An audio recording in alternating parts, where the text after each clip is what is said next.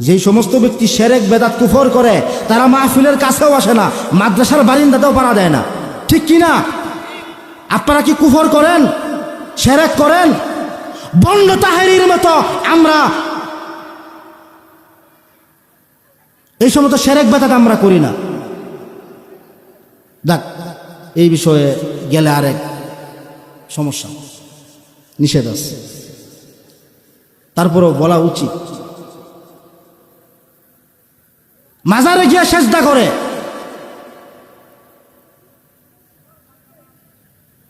মাজারে গিয়া কপাল ঠেকাও।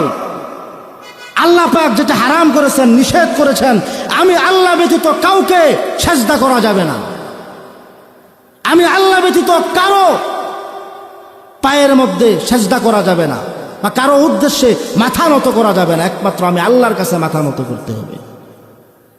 তাহেরি নামের ভণ্ড কি এর বলে আলেম হয়ে গেছে, মুফতি হয়ে গেছে। বাপরে বাপ, কোন আলেম না, মুফতি না, কিচ্ছু না, এলেম কালাম বলতে নাই, নাম দিয়ে দিচ্ছে মুফতি।